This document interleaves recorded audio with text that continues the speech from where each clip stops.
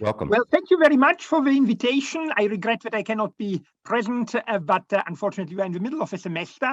I will speak about some philosophical issues connected with our problem. Can there be post-truth societies? If a described society is supposed to contain the theorist of a post-truth society, the answer is obviously negative. For how could the theorist of this society take your own theory seriously if she denied its truth? But if this argument applies to the theorist of such a possible society, does it not also apply to all members of it, at least as long as they engage in assertive illocutionary acts? And are not assertive judgments with truth claims what distinguishes humans from animals, which do not judge, but simply react to their perceptions? Thus, the answer still seems to be negative, even if we abstract from the society's theorist own stance. And yet, those people who in the last year have spoken about post-truth societies do not simply indulge the desire to verbally transcend the present. They have some momentous social changes in mind, for they realize that the explicit attitude to truth in our societies has changed, despite the undeniable inevitability of the truth claims inbuilt in assertive acts. In his excellent study on post-truth, Lee McIntyre rightly writes, post-truth is not about reality. It is about the way that humans react to reality. People have become more skeptical of truth claims, probably including their own, but certainly concerning those of their fellow citizens. One could argue that a healthy dose of skepticism is a mark of an enlightened society. But what is disturbing is the extension of the skepticism. The authorities mistrusted are not simply religious ones. The authority of science, too, is openly challenged. And this is worrisome because the mistrust against traditional religious claims was built in the past partly on the authority of science. If this corrodes too, why should we mistrust religion, even if in its most superstitious form? In fact, one of the results of the decline of the credibility of science has been the resurgence of irrational worldviews closer to traditional myths than to the scientific discourse, such as certain conspiracy theories. In the following, I take a phenomenon for granted, and I will first try to trace the causes that have led to this result. Second, explain, based on a purely conceptual analysis, the likely consequences of this process, and third, looked at one famous historical example of a quick dissolution of shared beliefs in authorities. Human societies owe their remarkable success to the high degree of cooperation that they usually achieve. Unlike in the case of insect societies, such cooperation is not based primarily on biological instincts, but on communal deliberation. Such deliberation presupposes first a common view of reality, where certain aspects of reality may present themselves in different lights and evoke contrasting judgments. People traditionally assume that there is one correct description of a pre-existing reality, which we all aim at. And on the other hand, they are aware that they have a chance to finally agree in the description of reality only if in the debates they have some shared starting points on which the various arguments can rest. But the agreements that hold a society together are second, not limited to value-free facts. Not only perceptions are transformed into judgment, and in this process sometimes corrected if they contradict other perceptions. Our impulse is to act as restrained by practical rationality. This form of rationality comes in two flavors. At the beginning, it is simply directed by a long-term rational self-interest. People restrain from behavior when they understand that it will bring more serious damage to themselves at a later moment. But most people also restrain from actions which are not likely ever to harm them personally, but are perceived as immoral. We cannot discuss here the origin and the justification of such moral judgments. It suffices that they are an important part of a self-image of most people, and that the overwhelming majority of societies cherish and foster such judgments. True enough, there can be cooperation between people who think only about their own interests, and much cooperation is indeed triggered by the perception of a mutuality of interests. But despite the rise of an ethics, based exclusively on rational egoism in modern times, beginning with Thomas Hobbes, the problem remains unresolved why someone should respect, after the cooperation has ended, the agreements met before the cooperation if she does not have to fear repercussions for a breach of faith. Certainly, there are many cases in which respect for the principle pacta sunt servanda is in one's own self-interest. But this is not always and certainly not logically necessarily the case. In some situations, like when there's a duty to risk or even to put down one's life, as in wars, there is simply no way to reduce the obligation to enlightened self-interest that still most people recognize such obligations. Yet cooperation does not simply presuppose that individual people feel committed to some moral principles that transcend self-interest.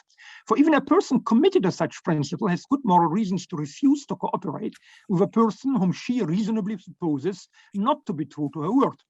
Cooperation, therefore, presupposes third, trust in possible partners of cooperation. Statements about the trustworthiness of people are descriptive, not normative in nature. Thus, they are closer to the first presupposition mentioned than to the second one. However, they affirm a state of affairs concerning the conformity to certain moral principles. The conviction that a society can hardly function without belief, first, in a common, similarly categorized external reality, second, in obligatory moral norms, and third, in the being respected, if in various degrees, by most members of one's own society, is not simply the viewpoint of an external observer. It is deeply ingrained within most societies and might even have an instinctive basis. This explains one of the most disconcerting traits of pre-modern societies, the often inexorable spite against those who challenge the societal consensus in one of these three respects. In order to understand the enormous success of modern societies as they began to evolve in the 18th century in Western Europe, many factors have to be considered. This paper cannot even begin to list them. I must limit myself to mentioning the combination of science, technology, capitalist economy, and modern state based on the rule of law. But what brought this new combination about? Among its causes, one is crucial in order to understand the path to post-truth societies. After the terrible bloodshed of the religious wars of the 16th and 17th centuries and the deeply embarrassing moral scandal of Christians killing each other because of minor variations in their faith, the attempt was made to find a neutral ground for a common worldview that was not taking a specific revelation or tradition as granted. The great metaphysical theories of the 17th and 18th centuries claim to be based on reason alone, and they claim to offer an ontology and epistemology for the new scientific revolution that had occurred in the 17th century.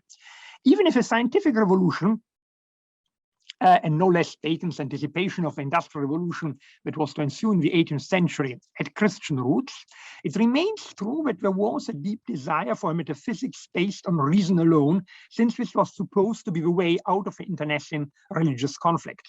This is the core of Carl Schmitt's famous theory in the 1929 essay, The Age of Neutralizations and Depolitizations. According to this essay, the 18th century later replaced metaphysics with humanitarian ethics, and the 19th century finally substituted economics for ethics. I find this sketch enlightening, but far too rash, for after all, Kant still delivers a powerful metaphysical theory. What I find much more striking in Kant, and what is ignored by Schmitt, is the obviousness with which mathematics and natural sciences have become the gold standard of epistemology. In the preface to the second edition of the Critique of Pure Reason, we read, unlike metaphysics, mathematics and physics have entered on the secure path of a science already in the antiquity and the 17th century, respectively. The aim for philosophy is therefore to become like the sciences. Needless to say, Kant's hopes were not fulfilled. His own philosophy was soon replaced by an astonishing variety of alternating metaphysical systems. And the discipline was as distant from the hope for unity as it had been before the Critique of Pure Reason.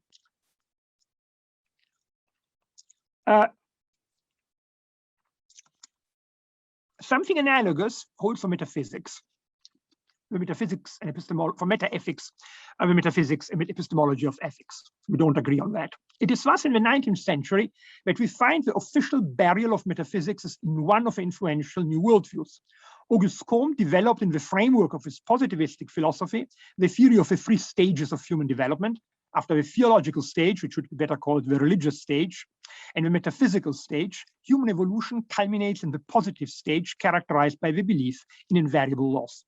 It is not clear why this latter belief is incompatible with metaphysics, but what Comte adds to the system of knowledge is the new discipline of social physics or sociology, the sixth discipline after mathematics, astronomy, physics, chemistry, and physiology. The actual predicament can indeed not be understood if we do not consider the rise of one subdiscipline of sociology, namely the sociology of knowledge. Even if a term did not yet exist, one can find some basic elements of the program of a discipline already in Giambattista Vico. An often quoted elaborated example of a new approach is the long essay De quelques formes primitives de classification, published in 1903 by Emil Durkheim and Marcel Mauss, which in its conclusion claims that the classificatory work of primitive cultures expresses no real structures, but simply social structures. Now, the study of the relations between thought and social context is in itself not less legitimate than, say, the investigation of the connections between brain and thought in cognitive science. The German founder of the sociology of knowledge, Max Scheler, did not have any tendency towards subverting the validity of human thought. The same holds of Alfred Schütz, and to a large amount of his pupils Thomas Luckmann and Peter Bürger, who together authored the classical work, The Social Construction of Reality, a treatise in the sociology of knowledge. However, without an intellectual basis that cannot be offered by sociology itself, it is tempting to study exclusively the causal connection between individual ideas and society at large. By doing this, however, the question of truth cannot be settled, for both false and true theories are causally influenced by the surrising society. No doubt the success of a sociology of knowledge that abstracts from the question of truth was facilitated by problems that arose within traditional epistemology itself and its subfield theory of science. For epistemology was largely reduced to the latter in the course of the 20th century. I have to skip this paragraph for reasons of time, but certainly it's important to mention Paul Feyerabend, who at the end of a long development in the theory of science went considerably further and provocatively rejected the modern epistemic privileging of science over myth. The central idea is it's not reasonable to claim that science is more rational than traditional myth. Even if the development of sociology of knowledge out of sociology itself and the standstill of a normative theory of science occurred independently, they probably reinforce each other. Yet, while it is indeed an irritating paradox that the epistemic status of the sciences is intuitively much more obvious than that of epistemology itself, which is supposed to bestow the status on them, a natural reaction of the public could have been, if philosophers of science prove unable to justify the special epistemic status of science, this sheds light only on their own incompetence, not on the missing validity of the sciences themselves. After all, the natural sciences can boast to achievements denied to epistemology. They can predict with great precision future events, and they offer the basis for engineering and medicine. While it is flattering and probably correct for philosophy to believe that its own intellectual struggles have at least a long-term impact on society at large, it is plausible to assume that there must be other causes at work in the demise of the authority of science. I see at least 7 further causes. First, the complexity of science has increased enormously. Electromagnetic waves do not have the same perceptual evidence as mechanical ones, and the mathematics necessary in order to penetrate in, say, quantum mechanics is much more demanding than that utilized by Galileo. This inevitably excludes the majority of people from the understanding of science. Second, the spectacular technical successes of science have become such a familiar part of the life world that many people take them for granted and are no longer aware, as were the early witnesses of the Industrial Revolution, that they are due to the ingeniousness of scientists and engineers. Third, modern egalitarianism has undermined the belief in all authorities. We already saw that this rejection was at the beginning directed against religious authorities. Scientific authorities... There's one minute left. Only 1 minute left. Okay. Yes. In fact, I was told that I had 20 minutes and we started at 8:10 and that we would have 10 minutes for discussion, but it's fine. Third, modern egalitarianism has derived all belief in authorities. The fourth cause is that we have been witnessing in the last decades a media revolution. And even if McLuhan exaggerates by saying the medium is the message, McLuhan is right that the media that we use are not neutral with regard to content. And it's quite clear that complex arguments can no longer be communicated by Twitter or Facebook. Probably the most important factor that has undermined the trust is fifth, the increasing awareness of the fact that science endangers our world. Now, of course, the problems caused by science can only be solved with scientific means, but this is too complex a thought to be recognized, and the awareness that we are moving towards ecological disaster clearly creates skepticism with regards to science. Sixth, the people not only have a confirmation bias, that is, give greater weight to information that confirms what we already believe, but they also are most determined in denying science when its results, together with elementary moral principles that one does not feel the courage to challenge, such as the no harm rule, would entail the duty to change one's behavior, which at the same time one has a firm intention to continue. And therefore, since we all know that the greenhouse gases emissions can only be stopped if we change our lifestyle, but people do not want to change their lifestyle, they deny that greenhouse gas emissions is one of the main reasons of climate change. The last aspect is that the correct perception that in modern societies, manipulation techniques have achieved a very high level of sophistication and that they're not excluded from the subsystem of science either. The term manufacture of consent already appeared in 1922 in the classic Public Opinion by Walter Lippmann, rightly stated already then that it's capable of great refinements. The propaganda model developed by Edward Herman and Noam Chomsky in their book Manufacturing Consent, the Political Economy of the Mass Media, is a much more somber elaboration of Lippmann's hints with a strong focus on the economic actors that influence the production of mass media, such as the advertising industry. And finally, we have in the 20th century the creation of social engineering. Think of Edward Bernays, who published in 1928 propaganda in 1928 and in 1945 public relations, and developed, for example, many successful campaigns for government and business executives, such as that of American Tobacco Company to convince women to smoke, or that of United Fruit Company and of the CIA to garner consent among US citizens for a coup that ousted the democratically elected president of Guatemala, Jacobo Arbenz. We don't have time to go in all to that. Let me only sum up the causes with a general perception of general